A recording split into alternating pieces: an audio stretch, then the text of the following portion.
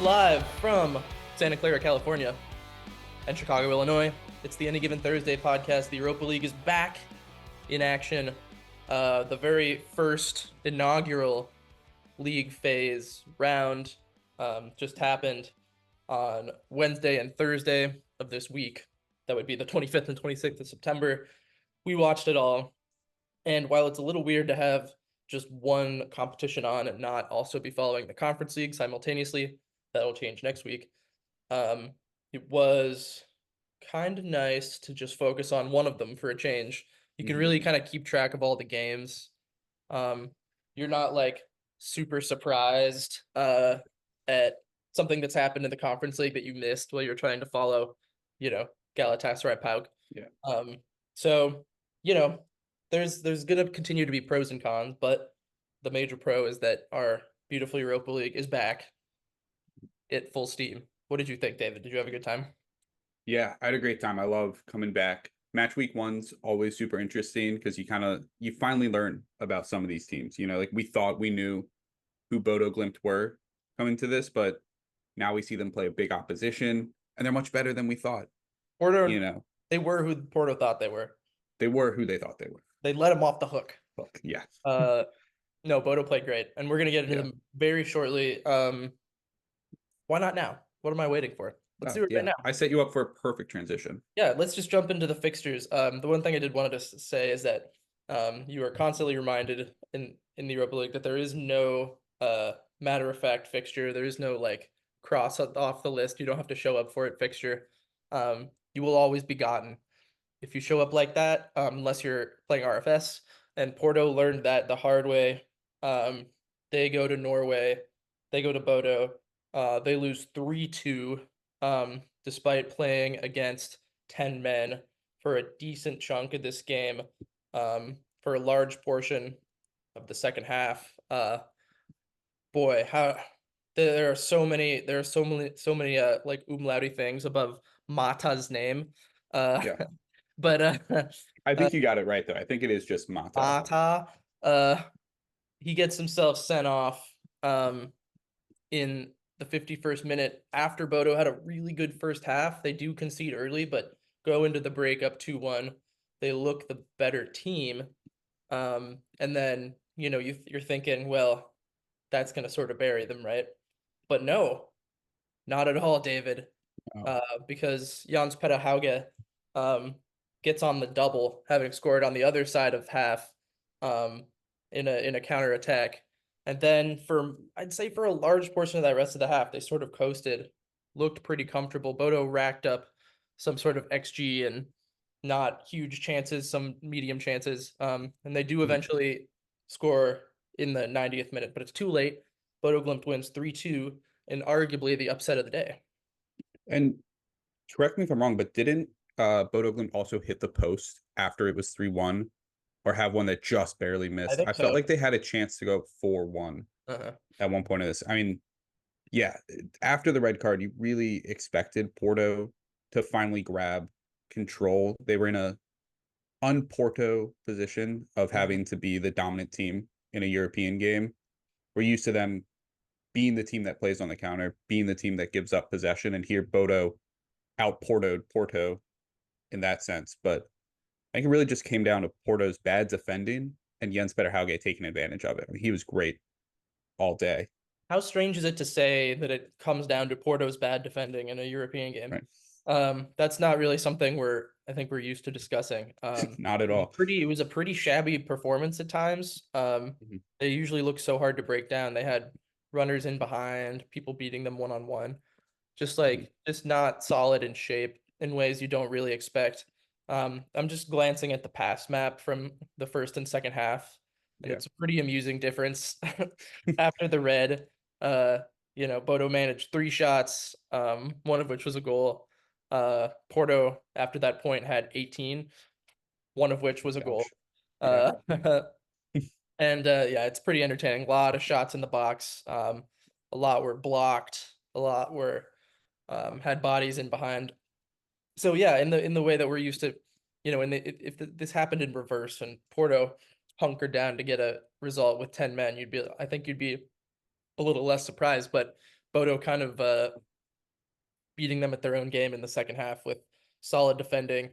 But generally I thought they just in the first half, at least before the red, they progressed the ball really well. They looked really dangerous. They were the more dangerous team, like pretty comfortably, I'd say, in the second half.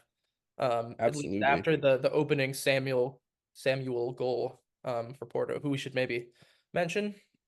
Yeah, I thought he was impressive. He's he was linked to Chelsea over the summer to move there from Atletico Madrid, and that fell through because of was it he who failed the medical, or was it uh Uh, someone from Chelsea going to Atletico that failed the medical, and then I Chelsea don't pulled know. out of this one. It was a complicated Was he thing. gonna be in the what's his name deal? The Gallagher deal? Was he part of that It deal? was it was a separate Separate? deal, but I think they were somewhat connected. Okay. Whatever. Um, Chelsea. but it fell through. It fell What are you gonna through. do He with ended Chelsea? up at Porto, Mhm. and he looked pretty good. He Seems like converted. a good spot for him. He scored 4 goals in his last 3 games in all competitions That's now, good. including 2 against Vitoria last weekend, one of our Conference League teams. So this seems like he's only 20. He has his whole career Yeah. ahead of him. This seems like a decent spot for him so far. Mhm. But yeah, he and the entire team was overshadowed by Jens Petter Hauge, and Hog, who's a young Danish striker who also scored. Mhm. Um, and yeah, I mean this is a team full of like sort of young Scandinavians that we're kind of fond of from recent years. Yeah. And they're not Um, even that young anymore. They have a well, lot of Patrick Berg isn't experience young now. anymore. Patrick Berg Yeah. is like 26. Hauge is 24. 4. But there are some guys in the back line like Mhm. Sjovold had a good game. He's the right back. He's 21, Norwegian. Um, oh yeah, the center back, Village Nielsen. They were doing all of this with a 19-year-old at center back. He was Uh, 19. I didn't check yeah. his age. Yeah. The That's other impressive. person we should mention in this game is Nikita Heiken, who was excellent in goal. Mhm. He made 7 saves. And if not for Hauge, would have been man of the match, I think. Yeah. Definitely. I just getting back to Porto for a second in their defensive shape that we mentioned earlier. I do Mhm. think one of the key issues for Porto is that we're used to seeing them in Europe get 6 behind the ball and really defend first and allow their individual attacking talent space to attack. And here, when they were on the front foot, they had 9 guys, 8, 9 guys in attack sometimes. And they really left the center backs, Pedro and Perez, were just having to defend 2-on-2 almost the whole game. And Bodo have some really great midfield passers. Evianberg and Saltness can hit the ball, they can pick a target, they can pass, they're smart, and Hauge can also pass really well. He found off, I think is how you say it, the striker. He found him for the first goal with a great pass that went over the center backs. So they really, I think Porto set themselves up poorly given the matchup and the passing ability that Bodo have. But yeah, Yeah. I mean Bodo So, played great. It's not a question of whether Bodo deserved to win. has been a lot of Champions League for them recently. Um, Mhm. they, I think I think maybe a little bit a case of Europa League naivete, if I may. That Mhm. right. I think a lot of people, across Europe, if they see the scoreline, will be surprised, but we know better that winning at Bodo in particular is really tough. They have such consistency in the project, Mhm. with Knutson, coach, been there for 7 years or something.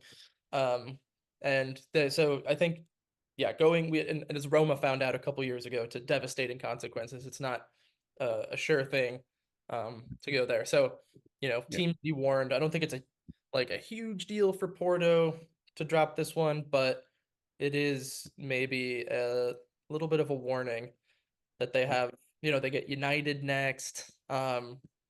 There's some things to look out for them. Mhm. They're on Yeah. notice. You mentioned Bodo being a tough place to go. In their last 31 European home matches, they are 25 wins, 5 losses, and 1 draw. Wow. So, yeah, very tough place to go get a result at. Yeah, even though this was the team in Porto that we had, I think second in our power rankings coming into this match day. So Hmm. respect to Bodo. Let's move on to the other early Wednesday window. which was AZ Alkmaar and Elfsborg. AZ Alkmaar, I guess you could say, took care of business, winning 3-2 at home, but it was anything but simple. They went behind 1-0, clawed back to 2-1, conceded again for 2-2, and then a Troy Parrott penalty in the 74th minute finally sealed things, in addition to a late red for Elfsborg. Elfsborg had 3 total shots in this game, and they scored 2 of them. So I guess you can't. It's hard to look at the stats and say that AZ like played bad, but the goals that they conceded were, seemed preventable. And uh, and a lot of that was down to some really dicey goalkeeping play on both sides. If you'd like to comment on that. Oh, yeah. I was gonna also comment on the offside goal that Elfsborg had ruled out Oh, sure, I pretty forgot about early. that. Yeah. Yeah, that was what, like 14th minute, somewhere around there. Elfsborg have a goal ruled out, and it was They just basically like, scored 3 times on 4 shots. yeah, Like, very marginal offside. But yeah, the goalkeepers were really, really rough. Ozed's first goal for Van Bommel comes after Elfsborg's keeper he tries to claim a cross and it slips out of his hand, and like the excuse we'll give him is that it's pouring rain yeah, there. Like it was very, Alkmaar was very wet. it was Very, very underwater, wet. Yeah, right? And then on both of Elfsborg's goals, the AZ keeper Owusu Oduro gets his hands on it. just missed the ball. Yeah, the first one is it's a great kick but that was Unua Uma. Uma. It's a why is that one hard Oh, for me to Uma. pronounce? I Uma? don't know. I don't know. Um, You've just but been it's a burned too great many hit from times. him. He's only 20, and it scorches the hands. Like that's a great keeper keeps it out, but I think a young keeper coming through at AZ, you're like, In okay, the rain, in the pouring rain. in the rain, that's okay. The second one, it's kind of right at him, and It looks like he just misses it. yeah, Like it's still a decent shot, and he has, you still force the keeper mhm, to make a save, but he looks like he just completely misses the flight of it and just whiffs at stopping it. It's really strange. This yeah, guy's name is Owusu Oduro, and he's not the only 20-year-old goalkeeper that struggled this week. There's a no, little teaser for later. Um, yeah, so it wasn't a good goalkeeping day for anyone in this game. AZ do prevail, and looking at their schedule, this is really one that they needed to have. I thought they were pretty damn poor in the first half.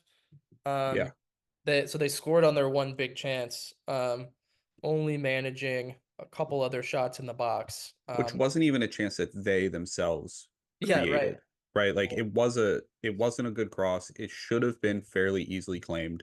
Mhm. It's just a slippery day and a mistake happened, Yeah, if you take right? that away, they only had 3 shots in the box in the first half against a team like Elfsborg, who, well, are not having a great season in Sweden.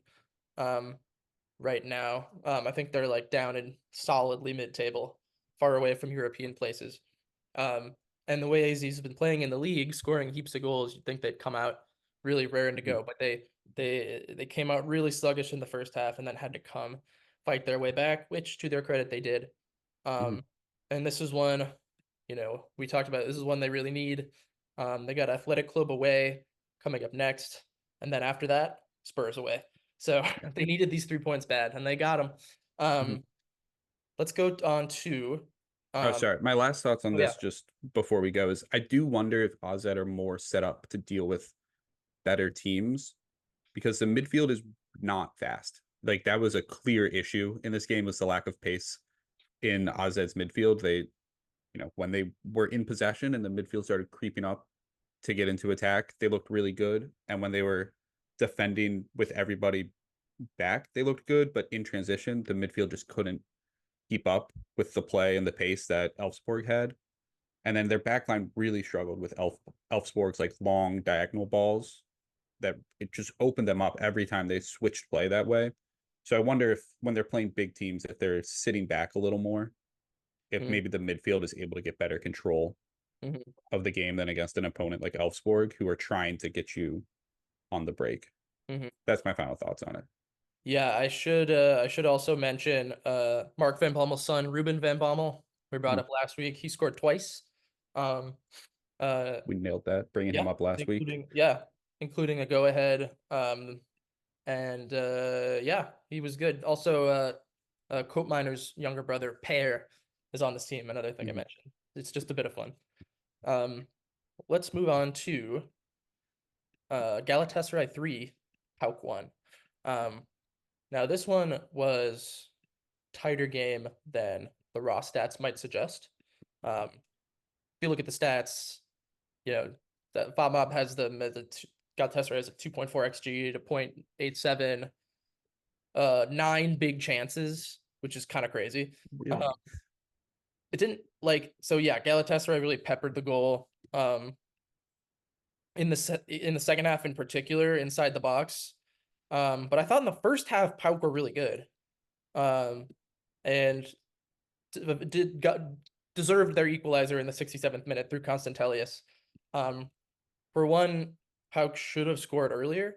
They had Constantelius in particular had a really big chance in the 45th +1 minute, in stoppage time where he really should have scored. He had another decent chance in the 6th minute. And they sort of came about in the same way, catching Galatasaray pressing too far high up the field. And PAOK is, a really good team and prepared to pounce on those situations. Galatasaray just sort of became overwhelming for them in the second half, I think, and did eventually find a winner in the 75th. Yeah, so I thought Galatasaray maybe just about deserved the win, but maybe it wasn't quite as straightforward as it looked in some of the breakdown of the game afterwards. I agree. It was a kind of chaotic affair, which I think Galatasaray thrive in. I think that was a bit intentional from them. It's just to kind of allow their individual talent to shine that way. Intercontinental derby over the weekend was similarly chaotic, where they did end up winning pretty comfortably, but Fenerbahce had a ton of shots in that game. They could have easily won that game in a different day. Yeah. And just to highlight some individuals before we move on, I'm not sure what to think of Constantelius's performance because he did score. It's a bit mixed. But he also missed some opportunities. But on the other hand, he created so much and seemed to be the entire key for PAOK's attack because Zivkovic and Tyson really were kind of not there today. They felt really out of the game, and a lot of it fell into Constantelius, and he didn't convert as much as we would hope from him, but I think the effort to keep trying again and again to go at Galatasaray was commendable, and he got a goal in the end. And then also Osimhen he hasn't scored yet for Galatasaray, I think, right? He's looking good. Yeah, you could see him being frustrated when he missed shots, and I think he did have 7 shots in this game. Yeah, which is you can tell he really, really wants to score and get off the mark for them, but he's still not playing selfishly, and you could see him so many times pass up like an okay shot to set up somebody else for a better shot. He got the assist doing that exact thing on the winner. He got his assist. Yeah. He had a chance to maybe take that shot for himself, but it would have been difficult, and he just lays it off. And it was that he heads it back across goal. So Aktun or Akgun. And so I think great assist. His second great assist this week. He had that brilliant the chest one, chest directed onto Mertens' overlapping run, where Mertens scores. Yeah, so I think clearly the star power playing for the team. He has, there's like the talent level that they have up front is just, even though Mertens is old, having Osimhen and Yilmaz and Akgun and all these guys, Lucas Torreira in the midfield to kind of muck shit up. I think they're gonna get a lot of results in this competition, just like they did today, just by sort of overwhelming with talent. But I also feel like, they were kind of shitting on them a little bit in the first half in the Golazzo show, CBS Golazzo show, about, how sort of chaotic their games can be, and like they leave themselves exposed. And, they could be got at also. So I guess I didn't learn a lot about them. No, I do think their center backs both looked really good one-on-one defending. Bardacci in particular, I thought really looked good. today. He's Sanchez was solid as well. But they're both good in one-on-one situations right now, which is really, really key when you're going to be this chaotic. I think Sanchez and Soyuncu, we should like lock them in a ring and have them play one-on-one to the death. uh, yeah, that's all I have to say about that. Yep. Midtjylland won, Hoffenheim won. This was a good performance from the Danes. They probably deserve the full points. Just based on the play itself. Baumann kept his Hoffenheim sign in it with a couple of really big saves. He had 6 in total. Mbabu had an effort for Midtjylland from just a few yards out off a corner. Fatmob registered this particular chance as 0.7 xg, which I actually think is too high. Because he's sort of like, yes, he's very close to goal and it's kind of open, but he also has to like, sort of like lean back to get the header. So yeah, he should still score, but 0.7 is a little insane. And then the follow-up effort by Chalufia is also a super high XG because he's right in front of goal. But again, he's sort of stretching and falling back, trying to get his foot to it. I think those are overly scored on FOTMob's model pretty significantly. But Baumann also made a couple of key saves on Francolino, one from Simsier, and basically it was miraculous that they hadn't scored up until Osorio opens the scoring with a really stunning effort before half that somehow wasn't the best goal of the game. Yeah, it was Hoffenheim kind of worked themselves back into it more in the second half, although I do think Midtjylland were still the better team. Hoffenheim eventually, I mean, they ended up with 14 shots, and a couple of them were pretty good chances. But it always felt like Midtjylland were just like a slightly bit better until the 89th minute when Max Morstead had the goal of the game, goal of the day, maybe goal of the tournament. Yeah. Yeah. How would you describe this goal? It's like somewhere between a bicycle kick and a scorpion kick. It's a Zlatan. Yeah. It's a very Zlatan goal. It was very Zlatan. The acrobatics to get into that position. And it comes off of, I'm trying to look who had the assist. It's not just a volley. It's not just a volley. It's like he's faced like most of the way away from the goal. It's not fully 180 away from the goal, but it's probably like 120 degrees turned away from the goal. Like he's beyond 90 degrees. Like he's like this for the few people watching on YouTube. With the goal to his back. So like to be able to reach over and not only volley it like that, but make the type of contact he did where it thumps into the upper 90, as the American would say. Upper 90. That's me. I'm an American. I like the term upper 90. Hot take. I think I find it a little annoying. Just it's mostly the way it's said in the American accent where people are like, oh, straight into the like highlight packages, straight into the upper 90. Yeah. I don't love top bins or whatever the British one is. So just say top corner. Yeah. That's upper 90's fun. So upper 90. Yeah, he shoots into the upper 90, man. And yeah, it's really a pretty stunner of a goal, and it kind of saves the day for Hoffenheim, who have not started the season with incredible results. Even though they had a really good year last year, you wonder if there's going to be a little bit of pressure on Matarazzo. I don't know. They needed. We should say though, they needed a point here. I think their last 3 Bundesliga results were Frankfurt, Leverkusen, Union Berlin. Like it's not. Yeah, that's fair. That's a pretty tough stretch when you also have a midweek game after the Union Berlin one. And we know the depth of the squad isn't up there with like the other big top 5 league teams. So I think it's more that they've been getting beaten pretty soundly. Like they've lost to Frankfurt, Leverkusen, sure, you'd expect that, but they got pretty soundly beaten in both games. And even though the Union game was 2-1, they were barely in that too. So it's just like the way they've opened the season. The eye test isn't there. And they looked pretty stale today, but I think a point was kind of big for them today. They're still in a position to get top 24, which is what really matters here. Easily. At the end of the day, it's a road point in the Europa League, not the end of the world. Midtjylland will probably be frustrated they didn't get more. Let's move on to a game I cannot wait to talk about. Manchester United won, Twente won. Same old, same old. Huh? Oh yeah. Twente, let's start with Twente. They deserve a ton of credit. They're really good defensively, spot on tactically, defensively. They pounced on a mistake. I'm sure that was the game. That's like what the game plan would have been to get a result, right? Mhm. So they executed really well. Yes.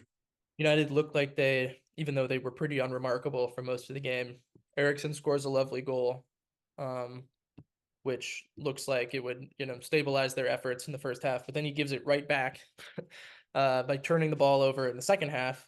That leads directly to a goal. 1-1. Unerstal in goal sort of saves the point at the end. Yeah, that was an Deflected incredible Maguire save. header requires like a really wild reaction save. And the touchline camera on Ten Hag he has zero reaction to any of it. Like he doesn't even move. And I'm just wondering how dead inside he is at this point.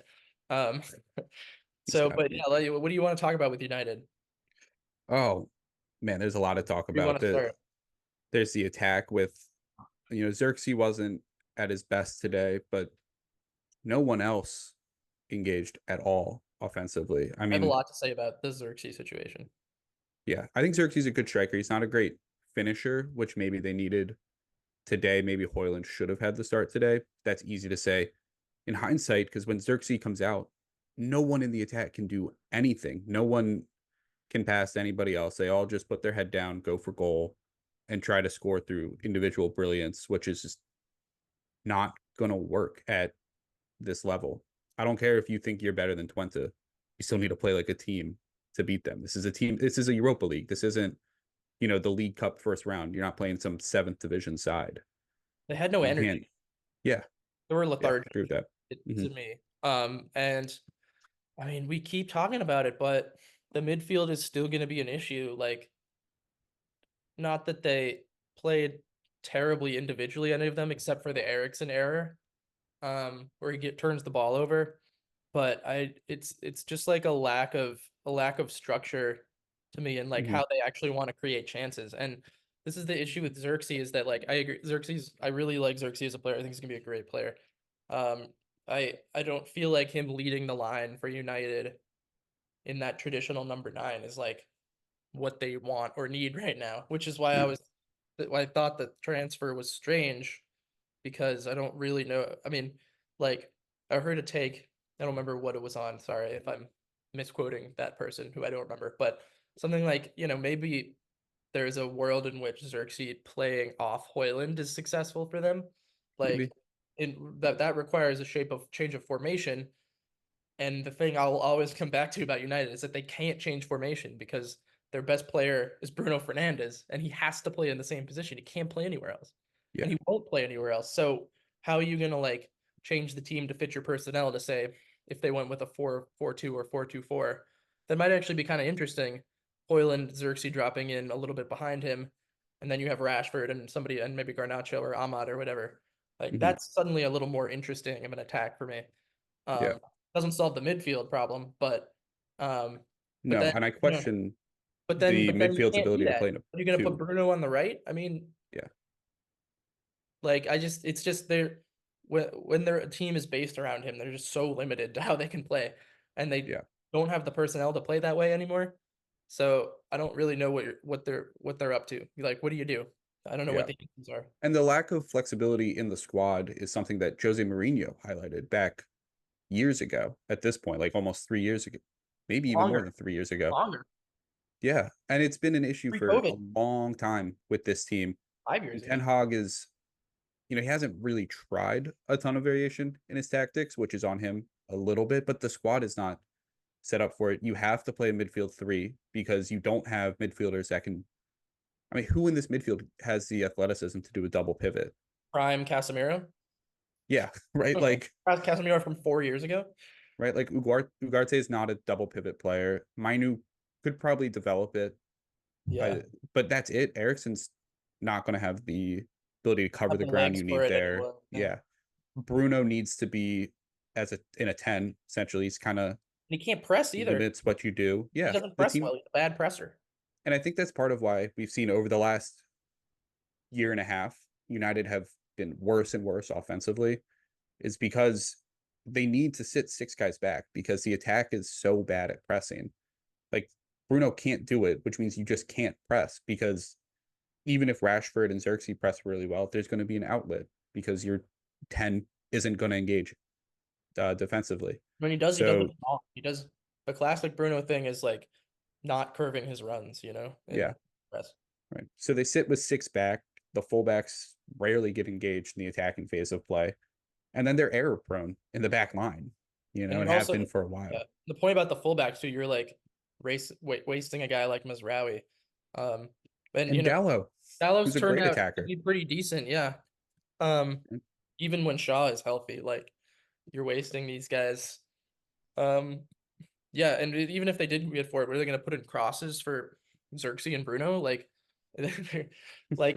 nothing about the team makes sense, and it hasn't for a long time, which is why I do suspect that because United, again, they have new owners, new owner, new front office. They're basically reshaping it this year, and which probably means new scouting stuff, new all sorts of things.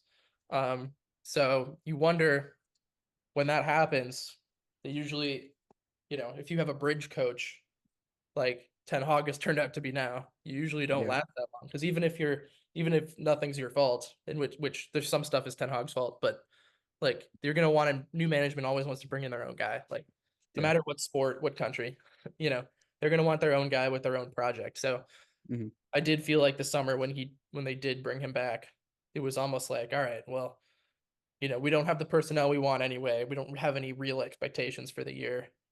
We're just gonna tread water until we can get other stuff in place to like make the moves we want and bring our own guy in. So I think Ten Hag is a dead man walking here, and I think he that's is why too. he looked so dead inside when that goal didn't go in at the end. He's got very much a lame duck persona going on right now. He's there just to be there. Yeah. It's been the same issue since he took over, since before he took over. There's clearly stuff going on throughout the club that's above him, but he's not really helping his cause. He's not right now either. Good job, Twente. Let's quickly do Dynamo Kyiv 0, Lazio 3. Lazio take care of business for a change on the road. Kind of, sort of on the road. It's and what buries Kyiv here is a really disastrous 60-second period, where Deli Bashiru, who had a really good day, scores and then basically straight off the kickoff assists Bulai Dia for Dia's second and Lazio's third, and that's the game. They just sort of lost their composure there. I mean, the stats, again, another game where the stats are maybe a little misleading. Kyiv wasn't very good. But they did have a few chances in the first half from outside the box that they didn't take advantage of.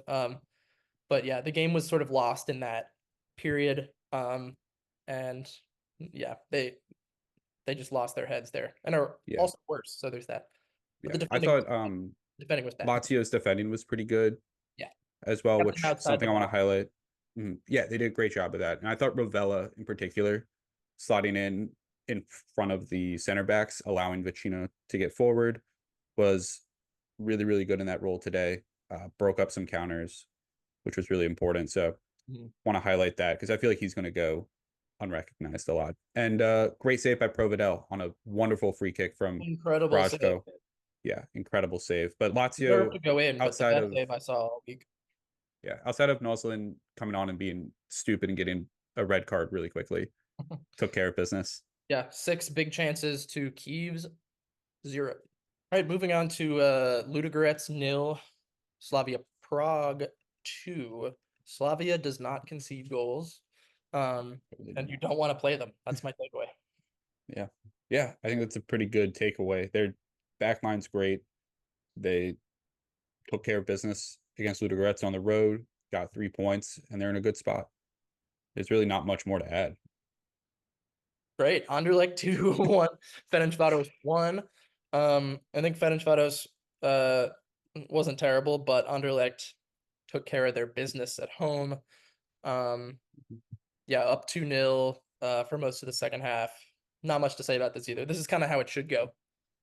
Yeah, They they win against almost at fell home against a apart. similar team. They almost fell apart at the end. Uh, red card in the 81st minute for Angulo. Then Traore got one in the 86th, but Mhm. Anderlecht did just enough to hold out and keep the 3 points, which they desperately needed. This is Yeah, a big game for them. So not a ton of big chances for Fenerbahce in that one. And then one of our bigger matchups of a Wednesday, Nice won, Real Sociedad won. Um, this one ended up being a stalemate at 1-1, mhm, much like the Roma Athletic Club game that we'll get to. Um, Nice had the better of it if you had to choose one. Um, I guess. and it took a really nice finish early on, for Sociedad to even get on the board. They just are not scoring goals right now, Sociedad. No. And at what point do we start to worry about their offensive output? It's been a month. I I'm not quite there yet, and some of that's just because of the talent that we know they have up top that isn't performing. Right, Barenteka, Oyarzabal, they're good players. I think they're just a little out of form, but maybe it's also just they've been overused over the summer. Some other best Um, players players. were big part players in the Euros run. Obviously, Hmm. Oyarzabal and Zubamendi in particular. Yeah, They're so I'm missing not. Le Normand, but it hasn't really been the defense that's been the problem. It's been the attacking output. No, and I like Nice under Franquez. I think he does a good job there. This should be one of Sociedad's tougher matchups Yeah. in the Europa League. So I think getting out of there with a draw is a totally reasonable result for them. Definitely some concerns, though, like you mentioned about the attack and their ability to create chances. Between the 40th and 80th minute, they didn't have a single shot. Yeah.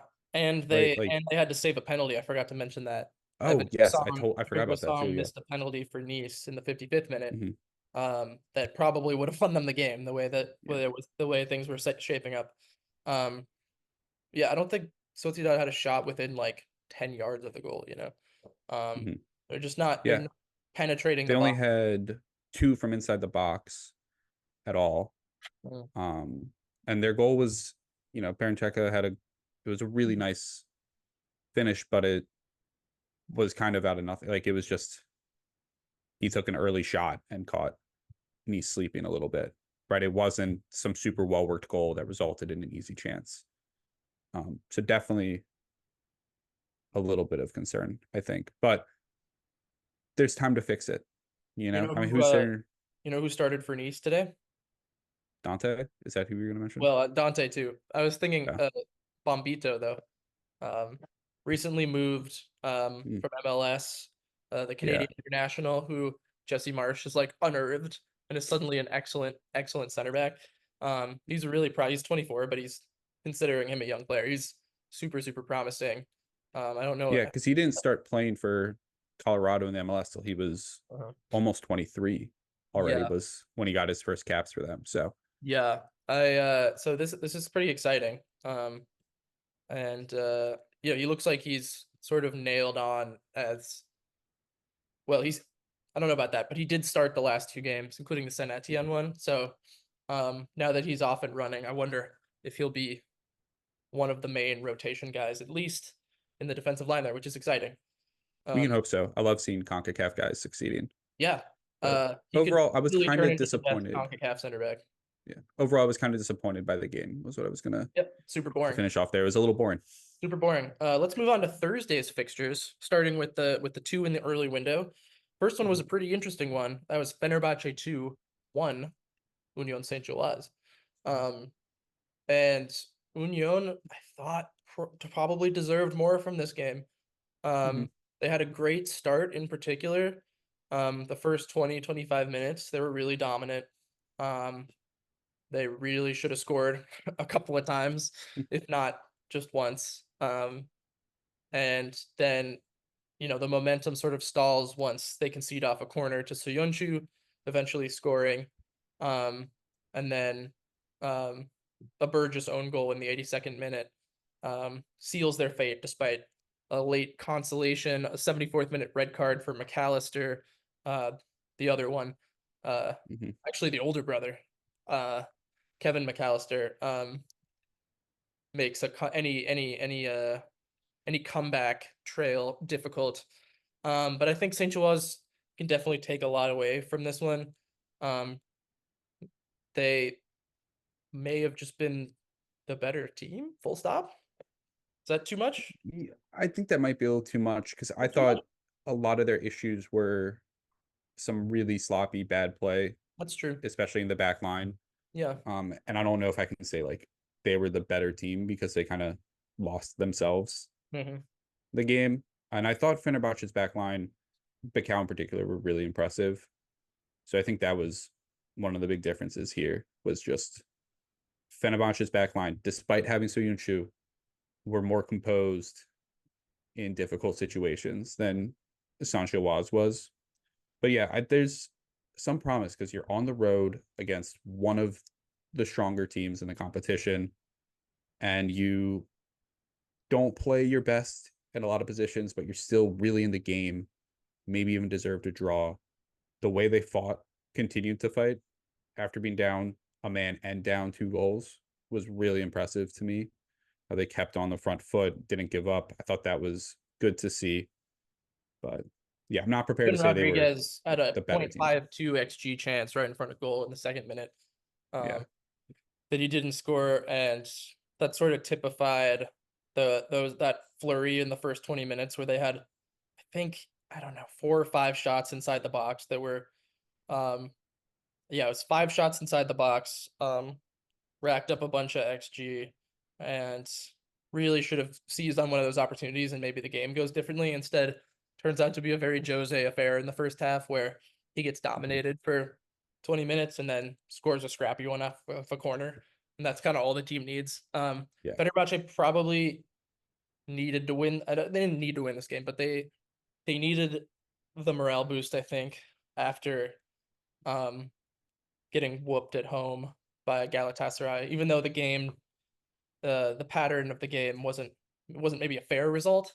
It still happened, and I think that anytime you lose a derby like that 3-0, it keeps a lot of pressure on you, especially when you finished runners up to that team, to that rival 3 consecutive years, and haven't won the league in quite a while for their standards. So Jose was kind of brought in, you'd assume, to get them over that last hurdle.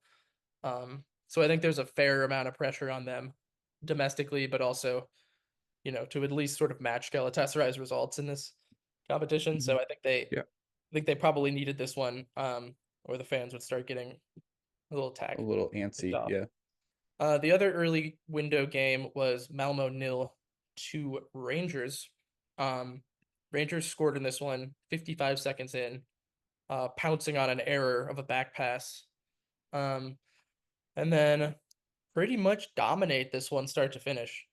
Malmo ended up with more possession, etc. But they didn't have any shots on target. They racked up, according to FotMob, less than 0.5 XG. And their attack was pretty toothless. Meanwhile, Rangers wrapped things up with a McCausland goal in the 76th minute, have a very deserved 2-goal win away from home. Yeah. I thought it was a kind of interesting matchup in that. So Riedstrom is one of the more prominent relationism coaches out there right now, and Rangers zonal marking system that Philippe Clement had them in kind of neutralized it a lot. If you can be really secure in your zonal marking, you don't bite on a lot of these overloads. I think that's kind of the key to stopping some of this, and Rangers executed that to perfection. So I was really disappointed in Malmo at home too. In the back end of their season, they should be sharp. They're pretty much dominating their league this year. Looks like one of their better seasons in the last few years. So I was kind of expecting Rangers to be up against it in this one. It was quite the opposite. So Malmo's got a lot of work to do if they want to stay in this competition. Really promising start for Rangers. Now for the later window, we had a really dramatic ending in Braga, Tel Aviv, Braga ending up winning this one miraculously 2-1. It's all Tel Aviv early after the keeper brings down the Tel Aviv captain. Penalty is dispatched by Oshir Davida. And Tel Aviv were so close to seeing out those 3 points from that one goal after a really lifeless performance for Braga for most of this one for like 70-80 minutes. But then Bruma equalizes in the 88th minute. He'd had a couple of chances earlier too. And then Braga gets a handball penalty. It's really unfortunate. There's nothing the player can really do about it. For Tel Aviv, it's like basically it's like a shot that like bounces off his groin to add insult to injury.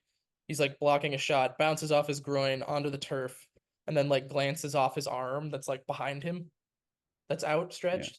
And I'm like, I know he like hits his arm, but like, what are you supposed to do? Like, there's I literally know nothing I can do. Those are the ones it that was a brutal one. I'm always like, do we really need to call that?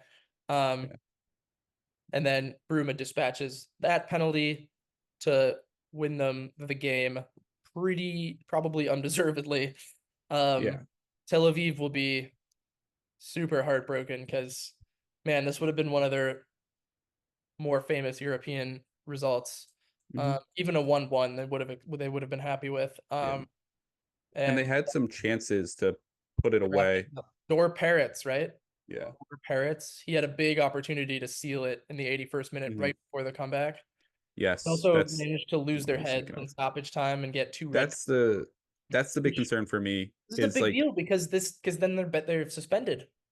Yeah, you're losing a starting center back and a starting midfielder for completely lost their next game, which is it's unacceptable. And they're both, and that next game is a winnable yellows.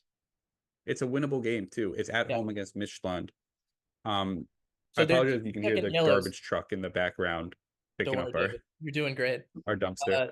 So both are second yellows in the consecutive minutes in the 98th and 99th. The one in the 99th was a Santa. He got 2 yellows within 4 minutes in stoppage time. So we got one on the 95th and then the 99th, right after they just had another guy sent off. That's unacceptable. That's horrible behavior. I know it's frustrating. I know do it and that hurts so bad, but you just can't put your team in that situation. Like this isn't a one-off. And the Asante one is worse. The Asante one is he just pushes the Braga player, like who's trying to waste time, and I get it. It's frustrating, but you're a professional. You can't put your team in that situation, not just in this game, but the next one now too. It's okay. I can criticize him because so it's okay.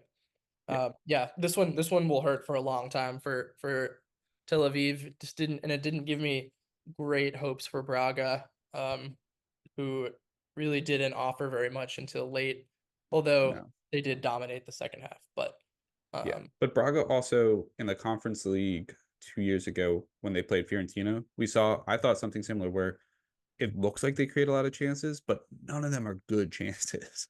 They're just like, oh, we're going to take any shot that we have.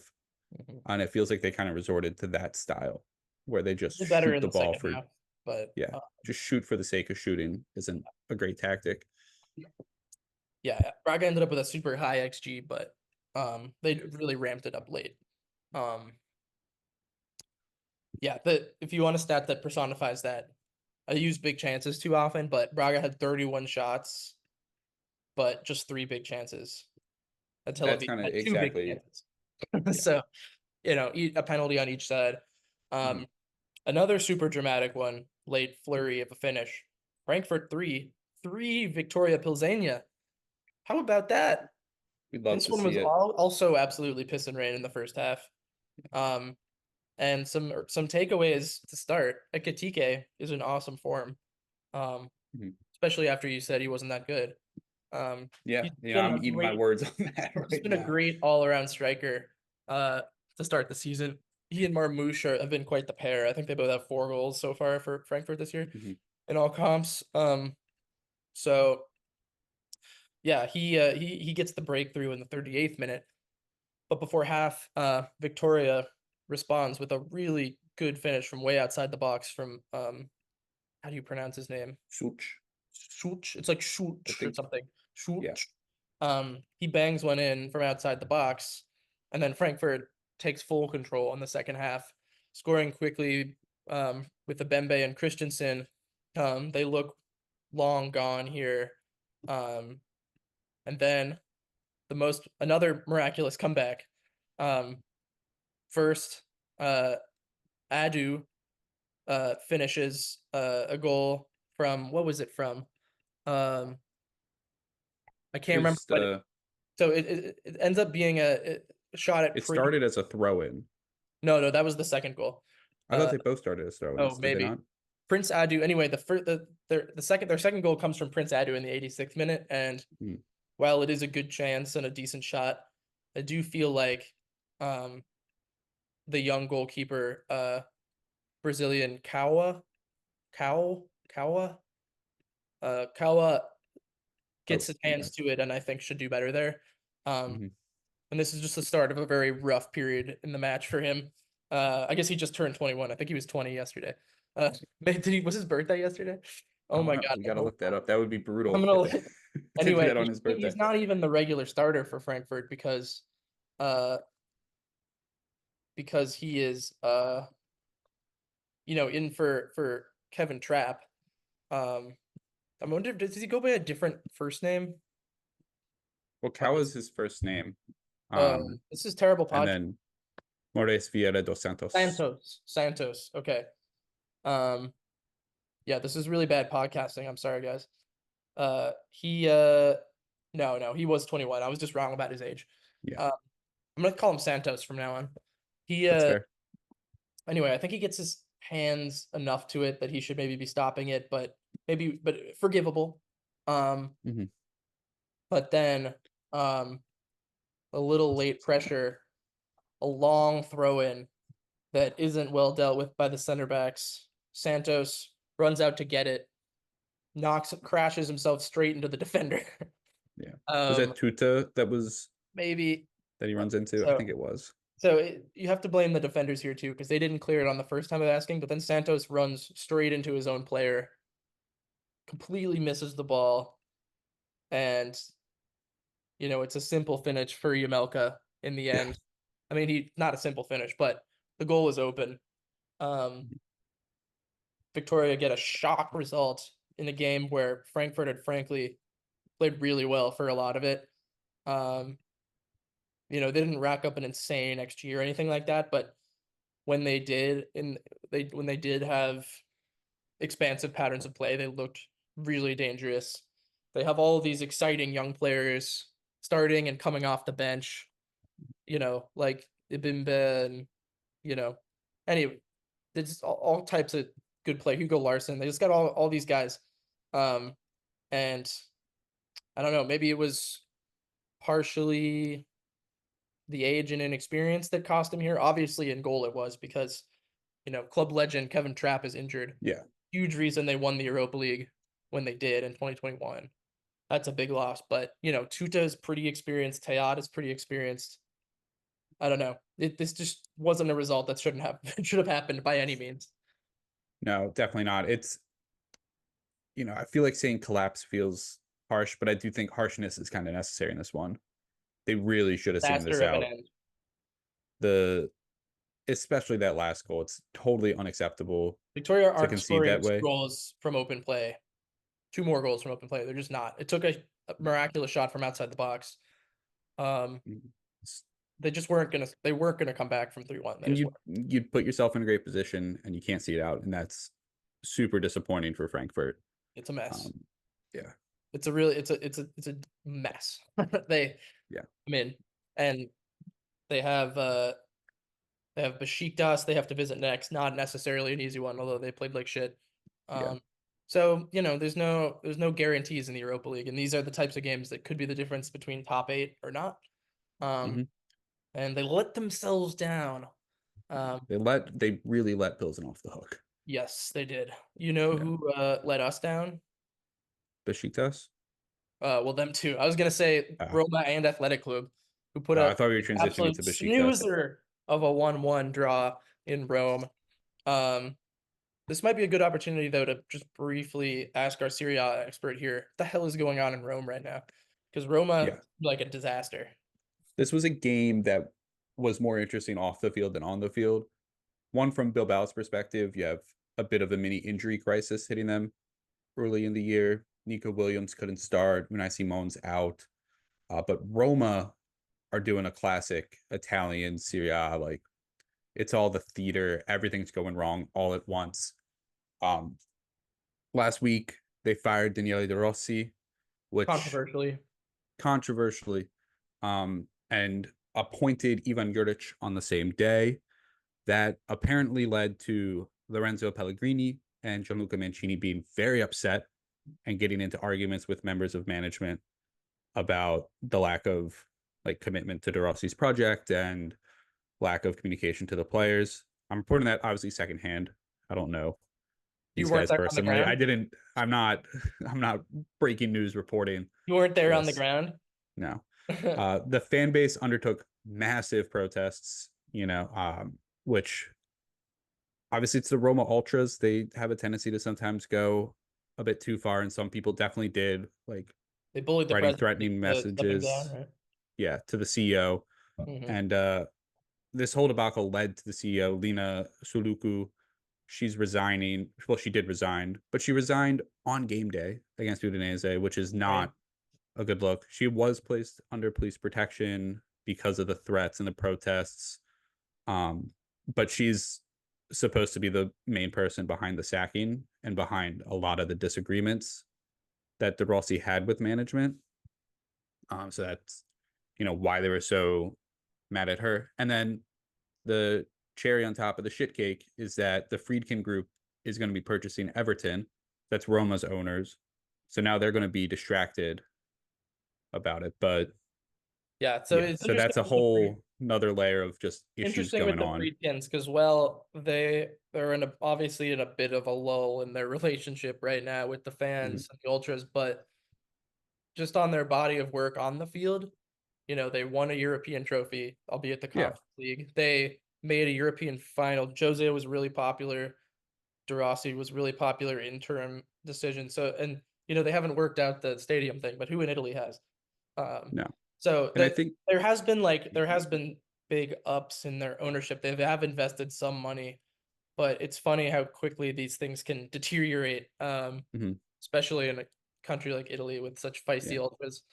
The Friedkins are Everton right now is certainly opportunistic, and probably, just on a business could be hugely rewarding for them business wise. But it's also but from Roma's perspective, it's a really awkward time to do it, right? When you're sort of lost some of the trust that you maybe established before.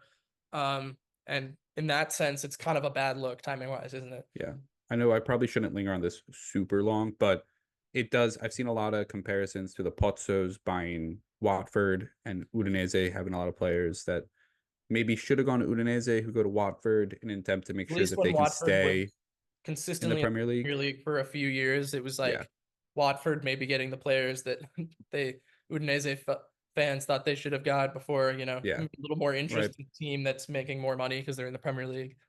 I think this might be a slightly different situation, whereas Udinese are targeting players to try to finish 7th in Italy and, have a solid mid-table season under the Pozzos, whereas Roma are trying to fight for Champions League and get the Champions League money. When was the last time they made the Champions League? Udinese? No, Roma. Oh, it was a few years ago now at this point. Yeah, they didn't make it with Jose. They didn't make it last year. But that's still the goal for the team, right? Yeah. Yeah. Money wise, I'm sure it would help them to get Champions League money.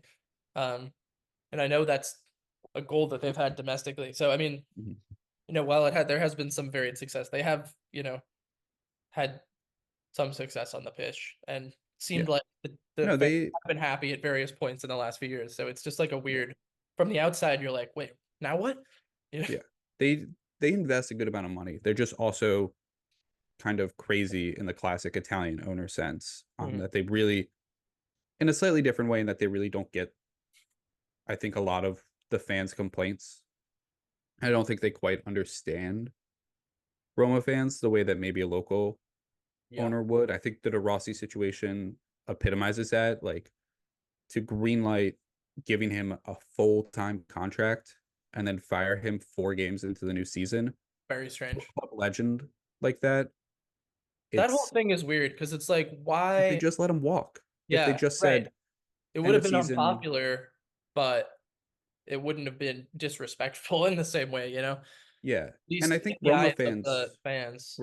Roma fans were seeing that at the end of the season, some of the new manager shine had rubbed off and Roma were struggling a little bit, Results weren't great in the right? league. Yeah. And so I think you could have let him walk at the end of the Yeah. season, We not want given him a someone new who's a little contract. more And experienced, who has put mhm, programs in place before at a club. Like yeah. you could have And then, justified it, and it would have blown over, I think. yeah. And Juric was available then too. He was a Yeah, free agent this yeah. summer. So, Uh, and They then kind of just the wasted a transfer huge window. whatever the buyout money was. They just wasted a Yeah. ton of money that they could have I know. spent on investing in the squad. Yeah. And the transfer window was clearly an issue. De Rossi and reportedly Lena had a lot of Disagreement. issues and Yeah. disagreements over like transfer policy, who they wanted. Supposedly, De Rossi didn't want Dovbyk. He didn't think he fit with the squad, but Suluku thought he was too good an opportunity to pass up, too good a player. De Rossi and she disagreed on what to do with Dybala and his situation. They tried to force him Um, out yeah, very and publicly. I still don't know which side was more pro Yeah. Dybala. They I'm very assuming publicly it's tried to force him to Saudi Arabia, and he yeah. didn't want I'm to. assuming De Rossi was more pro Dybala because his wages are really high, and so I can understand Roma wanting to get rid of him. Yeah. But then you also like, I mean, you have all these issues over the summer, and you could have maybe found a way to like remove De Rossi before the season if you knew that these issues were there, and like it would have been unpopular, but at least then you're not wasting 4 games, because now you gave De Rossi a team that doesn't fit his style, and you're like, oh, go give us 4 games, and if you don't win 3 of them, we're going to fire you. And they weren't bad in all of those games. Like No. the results weren't good, but they had the draw at Juve was okay. They Mhm. weren't. I don't feel like they're as bad as I think the last one they lost the lead late, right, and drew. So it's Mhm. like wasn't all bad. It just felt like No. they decided they didn't want to work with him anymore. And in that case, Yeah. you're right. Why not just move on in the summer? And yeah. And then Speaking of Delphic, he scored today or yeah, yesterday.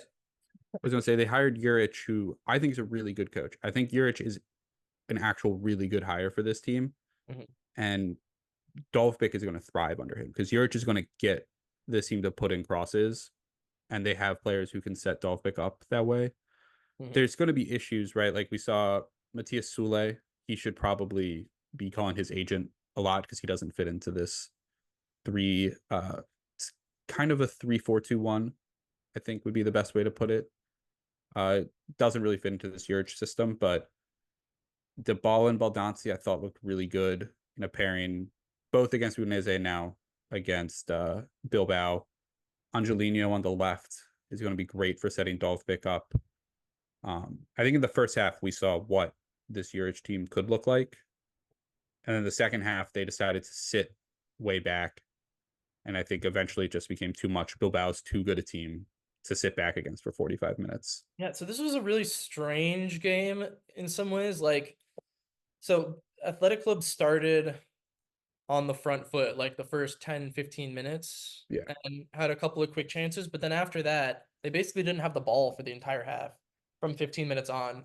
For the rest of that first half, Roma had just so much possession. They had 76% of the ball in the first half, which is still a huge adjustment for me after the Jose years.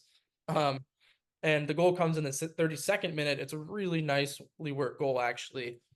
Dybala with a little trickery in the midfield. It ends up on the left flank with Angelino, who plays in a really good ball to Dovbyk, who had a really good header. All around great goal. I think we'll see a lot of that under Juric. And that looked That's going to like be a super common. promising. And then they had 2 shots the entire rest of the game. Yeah. Both in the second half, one in the 54th minute, one in the 88th minute. That was the totality of their shots. So basically they kind of resorted to Jose habits in the second half after, well, they didn't create much in the first half. They were playing a heavy possession style. The second half they sat back, were happy to be attacked the rest of the game.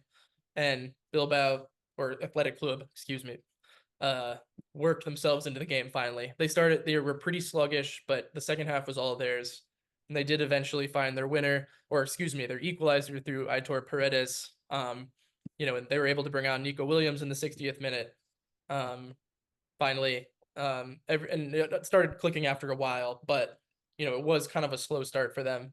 1-1 ended up being pretty fair, but I thought, if Roma had kept the foot on the gas, maybe there was a second one in the first half for them, and this could have been different. But overall, I thought this was pretty disappointing footballing display. And I hope the marquee games don't continue to disappoint us like this. Yeah, it is a shame that both the marquee games were pretty boring. Yeah, call it like it is. It was boring. It was boring. I think this is a result though that both Roma and Athletic Club will be happy with. They'll take Roma stalemate's fine. They looked good in the first half, and they held out for a long time against a good team. So I think, a draw against probably in your second toughest game, you're still happy with that. Athletic Club, you get a draw in maybe your toughest game, so you're going to be happy with that. So I think both teams are in a good spot. Speaking of good teams, let's do the opposite. Yes. FC 4 won RFS. I had a note, first of all, partially because there's a lot of goals in this game, but surprised how much play this got on the Golazzo show. They kept cutting back to it, and I was like, wow. Yeah. I didn't think they'd be showing us very much of this. RFS hung in there for like 40 minutes maybe, where they weren't by any means like the better team at any point, but I'd say when it was 2-1 at halftime, they at least had done some service to them, to themselves, how they played. But as the game went on, they weren't, it got kind of out of control is what I'm trying to say. They weren't entirely awful throughout for any like huge chunks, I didn't think, but it was like they clearly don't have the quality to maintain competitiveness throughout a game, and that's a problem when it's Steaua Bucharesti and you can't do that. Could get really ugly for them. Like the mistakes really sort of manifested in bunches, and I think that's just a quality thing. And that's how it's going to be in this game, then they're in for a really long campaign. Yes, we should mention obviously the injury to Ismael Diomande that happened in training on Monday or Tuesday. He's one of their best players, and so missing him is obviously a huge blow. But they never, there was like you said, maybe 30 to 40 minutes where you're like, oh, they're somewhat competitive with Steaua Bucharest, and then they have moments of attacking where they looked okay. Yeah. Like it's just the totality of it when you put I don't think they can string enough of that together without having mistakes or bad moments. Like their next two games are home Galatasaray, away Frankfurt. Like that could get ugly really fast. And because of this, we didn't learn a ton about Steaua Bucharesti. We'll know more later, right? Yeah. But yeah, little nerve-wracking for RFS, I would say. Let's do Ajax 4, Besiktas 0. So Besiktas has been scoring goals by the fistful to start the season under Giovanni van Bronckhorst, but they barely created anything, especially in this entire game, basically. And, the first half before the goal started going in, they had some control of possession, and, about even with Ajax. And the game looked like they might be falling into some sort of structure where maybe they cancel Ajax out, and then that turned very quickly. Ajax scores the first, and then it completely falls apart in a 5-minute period in the second half, starting with a turnover in the midfield when Ajax scores the second, and then there's like just a sequence after that of a bunch of chances. Traore hits the post. Kenneth Taylor eventually finishes.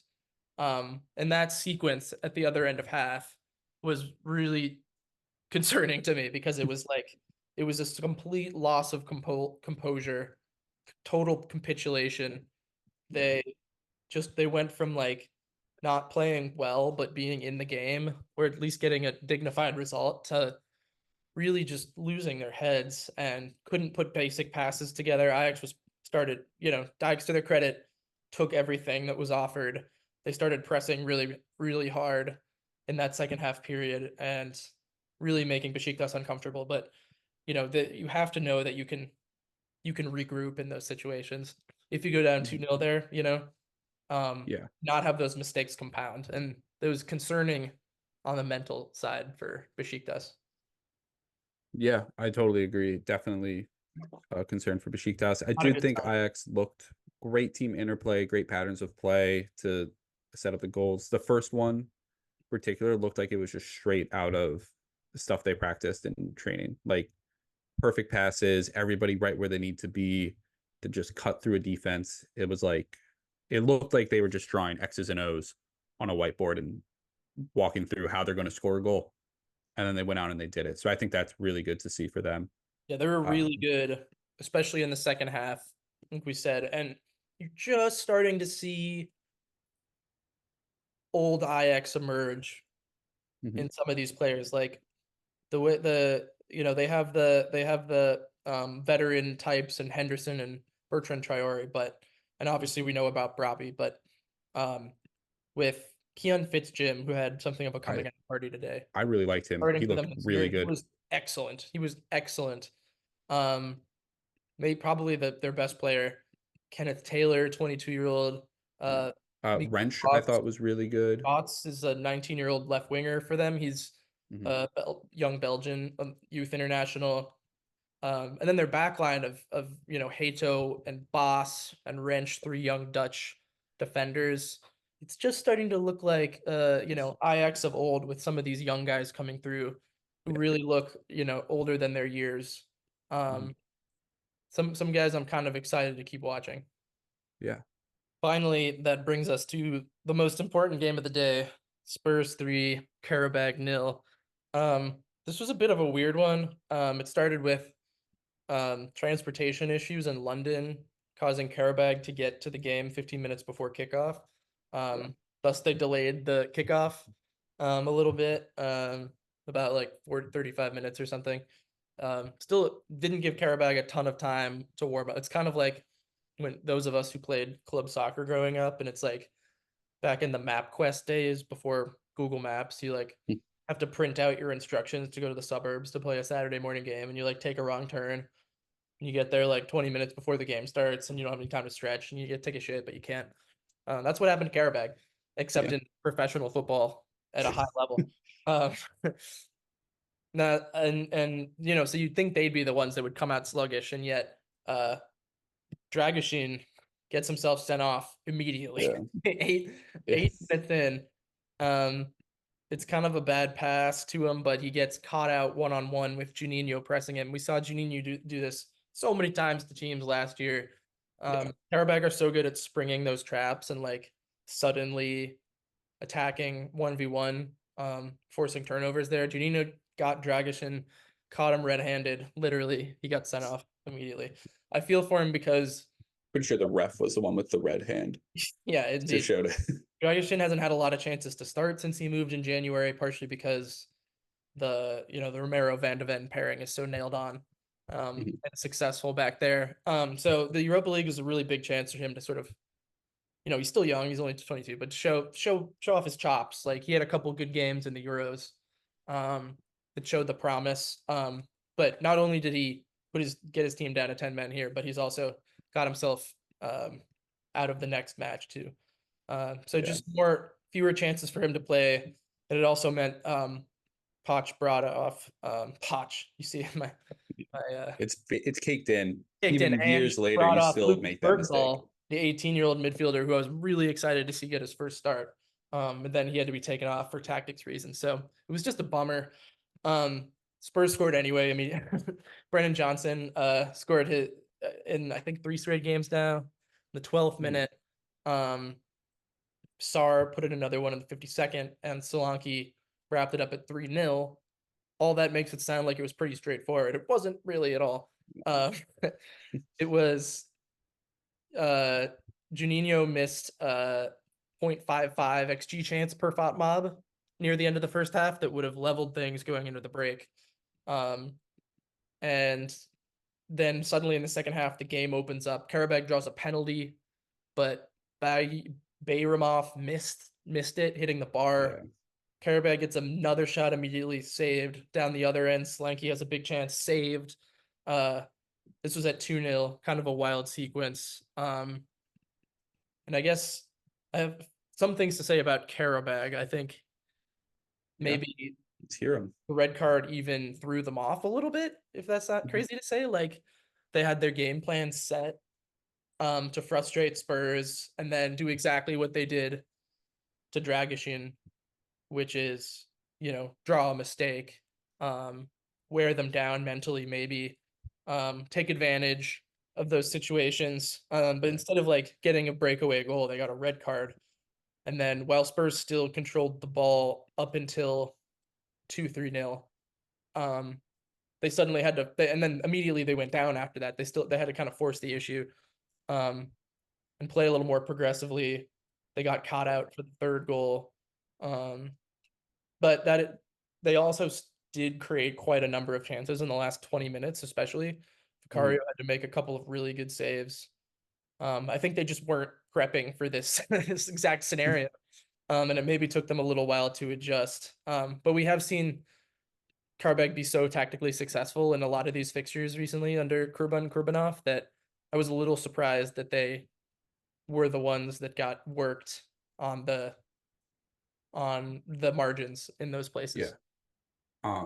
Definitely agree. I think this is a good sign for Spurs to be able to they fell victim to a classic Karabakh trap. They got Karabakh. They got Karabakh right away. I was so worried about this game too as a Spurs fan. I was like, this is just nobody in London has heard of Karabakh. They have no idea how good these guys are. They're so gonna pull some shit and like win 2-1 and everyone's gonna freak out. Yeah. And it looked sketchy right after the red card, but they responded super well, which is good to see. Because this is, like you said, it's a tougher game than a lot of people would expect, but it's also, Karabakh had chances and a lot of chances in this, especially in the second Bayramov, Juninho, Zubir, they missed a lot more than they would normally miss, which is, a little. It's not something I'm super concerned about Karabakh long term because this wasn't a game that they were expected to win. It's probably it's not a 3 points or even a point that you would be like, oh, I can't believe they didn't grab a point here. But it is, concerning that Tottenham let up so many chances, but they were down a man and Ben Davies was playing center back. Hey, which is be nice to Ben Davies. He's a good player. I love Ben. But he's not, he's maybe past an elite center back. Maybe past his best. I think I take some comfort in the fact that I think a lot of Karabakh's best chances came at 2-3-0 after, it looked like maybe Spurs' legs had gone. They stopped trying to control the ball, Spurs. At that point, they had 63% of the ball still in the first half. In the second half, Karabakh got 66% of the ball. And that was pretty much like 80 after the third goal went in. I think the legs sort of went a little bit for Spurs and they were happy, unlike Angeball usually, to sort of sit back in their own half and let Karabakh pass it around. And they did find some success in that and should have scored a goal or two. I have seen people, especially because Vicario made some excellent saves. Yeah, you mentioned Vicario, that's where I was going to go with this as well. I've seen a lot of people online with like the comments like, oh man, Spurs are bailed out by their keeper. They got super lucky. I'm like, Vicario, it's not lucky that they signed a good goalkeeper. Yeah. He's a part of the team. It's a pet peeve of mine when people label like, oh, it was a great game by the keeper, so the team was lucky. It's like, no, the keeper is on the team. That's a skill of the team to have a good goalkeeper. And he is best at shot stopping. That's his best skill. Yeah. He's really good at shot stopping.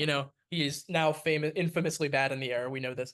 There are ways to get him. Sometimes he has silly little like moments with his feet in and around the box. But that's something that Karabakh aren't great in the air offense in attack. So I think that kind of helped Spurs a little bit. Karabakh were forced by their own shortcomings to play into Vicario's strengths. Although there was a moment in the 30th where I thought he was about to get himself sent off when he comes like halfway, like he's I almost to think the halfway every line. Spurs fan expected the same thing. He's like It's like, oh 45 my God, yards what's he out. doing? He's like 50 yards out. Everyone's like, oh dear. Yeah. Wow. The other Spurs player I wanted to mention is Solanke, who has started to look. He had a little knock to start the season that kind of ruined his first run in. He's starting to look the part. He's a really good presser, which is what led to the opening goal. And he laid it off for Brennan Johnson's goal there, after turning Karabag over, in their own half. He's just like, he looks like Spurs have a lot riding on him and Johnson, I think, because the Richarlison signing didn't really work out, and he's never healthy, and he never scores when he is. So between Solanke and Brennan Johnson, that's a pretty expensive pair they've signed in the last year, up front, and they kind of need them to score goals to help Sonny out. And I think Solanke has what it takes. So interesting to watch him if he keeps playing in the Europa League. But this was a weird game, and I'm just gonna basically call it a wash. Yeah. And I'm gonna say everyone can move on. Should we move on then Yeah, to, let's I move on to believe, the our last last game game? Yep. that we're gonna talk about. Lyon 2-0 Olympiacos. I thought this was, you're never quite sure what Lyon you're gonna get. This was a more promising version of them, than they've had it. They've showed in the league, at least so far. A game like this reminds you of the talent they have on this team. Ryan Cherky scored a really good goal. And as did Saeed Benrahma, Assisted by Wilfred Zaha, which by was fun to Zaha, who see. came on off the bench. Zaha is a funny one too. He hasn't settled since he left Palace, because how can you? You can never recreate the magic of Crystal Palace. But having a guy like that off the bench, especially in a game like this, is like a big advantage. Even though Olympiacos, of course, coming off their Champions League title last year with the same coach. Conference League, not Sorry. Champions. Yeah, no, they won the Champions League. I'm pretty sure. Pretty sure they won the Champions League. Yeah. They still have a lot of their. Real Madrid, who? They still have a lot of their main guys. They won as many games as anybody in Europe last year, Olympiacos. So there you go. Yeah. The other one was Real Madrid. Yeah, El Khabi still going there. They added Roman Yaremchuk this summer. Missed a big opportunity today, unfortunately. Yeah, I still think that they'll be okay in this competition and make things a little interesting, but this wasn't a super good performance. I don't know. They had a few chances. I thought this was more Lyon being good today than Olympiacos being bad. I agree. Lyon did a good job of sort of controlling the game and playing it on their terms. It was interesting, though, to see them in a 3-5-2, right? We're so used to, over the last couple of years, Olympiacos being reliant on using a 10. And Chiquinho was pulled back today, sitting in midfield 3. So it was kind of a new look for us to watch them in Europe without anyone playing as a 10. So it was like James Rodriguez before, and then Chiquinho came in last year and took over. I forgot about James there. That's crazy. And it was just interesting to see. It didn't, in my opinion, it didn't work super well, but if it works domestically, I think that's more important for them right now, because there's a lot of competition for this Greek league title. So yeah, I think you have to prioritize that if you're Olympiacos. But it was interesting to see them in kind of a new look after we got kind of used to the Mendilibar style last year. Yeah, and if Lyon can get clicking the combo of like these little older ex-Premier League guys that are still super talented, Benrahma being the best one in my opinion, but Zaha, Lacazette, Matic, and getting them going with the young guys like Nuama started today, and 19-year-old Malik Fofana. Obviously Ryan Cherky might just be their best, but end up being their best player this year. They just have they also have Tagliafico on the left, which is great, and Maitland-Niles. They're really like a Turkish team and living in France, with their roster. Kind of are. But they look pretty composed and like solid today. Was not dominant, but solid.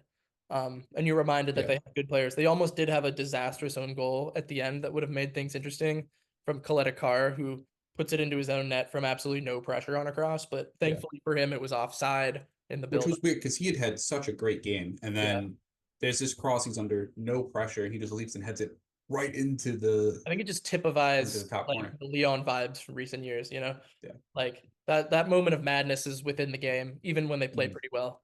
The one thing But I also wanted to mention is that Tanner Tessman made his European debut. I totally forgot he moved over there. You're right. Yeah, right after they scored the opening goal, Tesserman came on, Yeah. and that was exciting. Or I was Tessman, wondering. not Tessman. Sorry, Yeah, I figured Tessman. he was misspeaking. Yeah, I since we're cutting in and out a lot of these games live, I kind of missed him coming on, and he didn't seem super involved because I didn't I remember didn't hearing notice his him name either. at all after he came on. But It it's might good to have see even because been. his leave, the way he left Venezia was very Uh, unfortunate. It was a big mess with him. He was supposed to go to, I think it was Marseille at first, and then that transfer fell through because his dad or uncle was acting as his agent and was trying to pull a bunch of strings and get a lot more money, and didn't work out. And he was frozen out of Venezia during preseason. So it might take him a bit to settle at Lyon with how a he arrived. couple of But minutes here and there in the league, but barely any. So this was his biggest uh portion of time so far. So that's exciting for us American fans. And then we did it. Those are the games. wow. A lot of games to get through. We're gonna have to maybe not look at them all in as much detail next week, given the added conference league games. We're gonna have to be a little more selective. We'll be here for 4 hours. But it's fun to now that we have some weeks where we can just focus on one league. Speaking of, let's do some takeaways. Yeah. From the match day one of 8 in the Europa League. What did you do? You have one you want to start us off with here? I guess I'll start us off with just one of my big takeaways is the quality of the Czech league. Over the last couple years, it's been really good. Last year, it had a great season in Europe, and just everything we've seen from the Prague sides and Pilsen in particular over the last year now has been outstanding. And I think what makes it so great is that there's actually multiple top teams. It's not like most of your other Central and Eastern European leagues where you have one team that's head and shoulders above the rest and wins the league 9 times out of 10.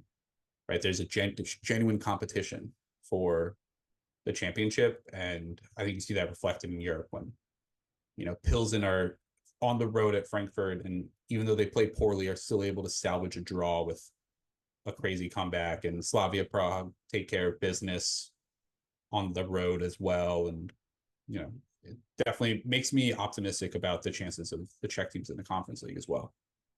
Great. I'm going to talk about the Turkish teams really quick. The Galatasaray Fenerbahce pairing, that's just even more interesting than ever now, with the star power possessed over there, and just the star quality of the characters as well.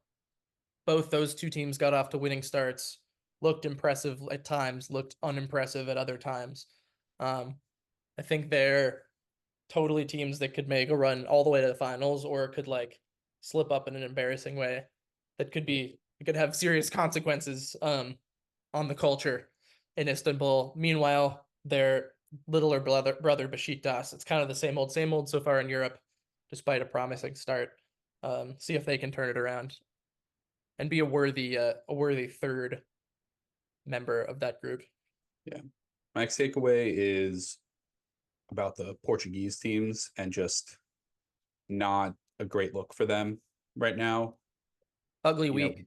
Ugly week. And they've always had issues with the teams outside the top 3 teams. Right. So Braga disappointing in Europe. Whoever comes 5th usually doesn't do super well. They've been knocked out. I've never been impressed with a Braga game in Europe that we've watched in these now. I was impressed with this. When Fiorentina beat the crap out of them. I was impressed with Fiorentina in that one. Can you? Not Braga though. I seriously can't think of one time where I've even considered cheersing to Braga. They always underwhelm me in the Europa League or the Conference League. And it feels like they should be bigger and stronger than they are because when Twente come in, Twente are able to get a draw on the road against Manchester United, and the Dutch league similar level-ish to the Portuguese league. The French teams, if a French team beat Tel Aviv the way Braga beat Tel Aviv, we'd be saying it was such a we'd be like, we need to panic a little bit on the quality of this team. But with Braga, it kind of feels like, I guess that's kind of where they are. Yeah. And I think that's a big They issue. And finished then fourth every Porto, bloody year. They should be yeah, better. and Porto losing is just like, That's just a terrible result. Yeah. it's a bad result for them, but it's also like it's at Bodo Mm-hmm. and crazy things happen north of the Willing to give Arctic. them a mulligan if they turn the form around Yeah. after this. Sporting looks really good in the Champions League after their Mhm. first game. Sporting's just good. Um, I wanted to circle back to one thing that I mentioned before is that I don't like this trend of these top billing matchups being snooze fests and sort of just canceling each other out. This is something we saw in the Champions League too in Mhm. this new league phase system where like the cities and Inters of the world just play to a stalemate. Yeah. Because neither is really incentivized to, you're incentivized not to lose basically. Mhm. This has been a problem in group stages too, so I don't want to blame it on the league phase necessarily. Yeah. But especially now that you have 8 games in the Europa League uh to accumulate points instead of 6, like you're gonna beat up on your RFSs, and Mhm. maybe not worry about these big fixtures, which is just bad for the excitement for us, and it's just bad for all of us regular viewers of these competitions that want to see Yeah. like really exciting top shelf games, from big clubs. I wasn't surprised that Roma Athletic Club was I so wasn't either. drab because Juric has historically had a way of kind of dragging some games down where he thinks maybe it's necessary to get the result. And I think that's kind of what happened, right? Is Roma came in like, hey, we might need to play dirty. We might need to play defensive to get a result here. So I wasn't surprised. I was really disappointed in Nice Sociedad. I was hoping that would be Bummer, yeah. someone entertaining. I think the games that Um, ended up being the best ones were the ones from teams from a league that's like a step down, like Mhm. but were marquee in their own ways, like Galatasaray PAOK, 2 league champions, or Fenerbahce Saint Gilloise, 2 constantly almost league champions. Um, or like even even Bodo Porto, yeah. Or like those Leon games, Olympiacos was really right? entertaining as well, you know. So games that was leagues that are maybe like a step down from the top 4 or 5, that held my attention the most. You got any more? No, I don't have any more. Great. Not right now. Let's move on to a segment we're calling players that are good, I guess. Yeah, you The should league. probably pay attention to them. This is the week's best players. I wrote down just like a whole mess of them here. It was really hard to choose one keeper. I have like 4 keepers. Because there's a bunch of really good keepers today. Why don't I start off with in defense here? I've got the entire back 3 of Slavia Prague. Uh, That's fair. all checks. That's Hollis, Zima, and Borel. They only allowed 1 shot on target. Only 4, attempts from inside the box. Although 2 were big chances, to be fair. And yeah, they've conceded once in the league, I think. Still, they just aren't conceding goals. So I wanted to give them a quick shout out. Yeah, it's good. I mean, for me, the best player of the week was Jens Petter Hauge. And, He was awesome. I've been a Goals and Hauge an fan assist. for, what was that? 2 goals and an assist. 2 goals and assist. I've been a Hauge fan for a long time now. Yeah. Since before he moved to Milan, I was really excited when he signed there from Bodo Glimt the first time. So it's really nice personally to see him back succeeding. And he tears Europe apart, even if he's not doing it domestically. He turns up for these games. Yeah, it's good to see. I'm gonna move on to Ajax and remind everybody how good Fitzjim was. He's Mhm. just 21. He looks like a real baller. The way he's just bossing the midfield right now too. He's very exciting. And his cohort, Gotts, who had a double today, looked like a pair that Ajax is really going to be able to rely on for a while. Yeah, I thought Wrench was also really good at right back. Another younger player Mhm. for Ajax that did great.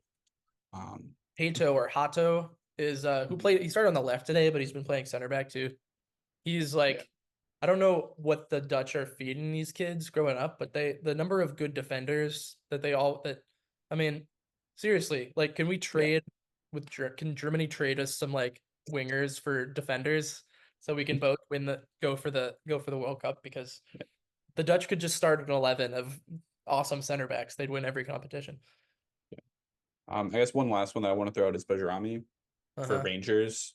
I thought he looked really, really good sitting behind Dessers there.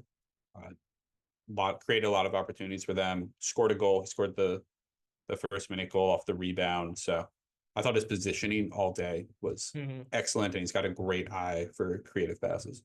I want to give a shout out to the Lazio pair of Dia and Delibashiru, who I think Dia had 2 goals, Delibashiru had a goal, and I don't know if and an assist, I think, for Dia. And they look like a really exciting duo up top, even though they're not nailed on as regular starters. Obviously, Castellanos has been pretty good up top, but looked like an interesting option to go to either off the bench or in this competition. That gives me a little more confidence in Lazio going forward. Dia's been finding himself getting game time just because he's a hard worker and he's versatile. So they've been finding ways to work him into the lineup, which is really good to see. And to quickly recap some of my favorite keepers, Heikin for Bodo, he had 7 saves. Great. Baumann for Hoffenheim, I mentioned. Vicario, I mentioned. And then Livakovic, I did not mention for Fenerbahce before. He was really good. He saved a penalty also. And he was a big reason why St. Gilloise was kept out in that crucial 20-minute period to open the match. Some players that struggled. I had 2 big glaring ones, Dragishin getting sent off 8 minutes in his first start of the season, and now Santos being the number 1 biggest struggler of the day. One of the ones that I want to highlight, it's not necessarily that he played a bad game overall, but it's Brian Cristante, who I thought was good for like the first 80 minutes of Roma's game and was really good in the first half. But then toward the end, as they were defending their lead, he got really flat-footed, and I think he does awful on the defending the corner that Athletic Club score on. I think he was at fault there because he just gets caught standing flat-footed on or it's not a corner, it was a free kick, sorry. He gets caught standing flat-footed on a set piece again, and it's such a recurrent issue for him that I felt like I had to highlight that because, he's not a young player. He's still making the same mistakes that he made when he was a young player. So I think I was very disappointed in that. You're on notice, Cristante. Yeah. Mind the gap.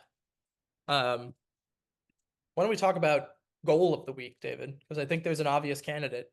And I actually think the 2 top candidates come from the same game. I think they have to. The first one, the runner-up, we'll say it's the runner-up because I think it's clear that it's not.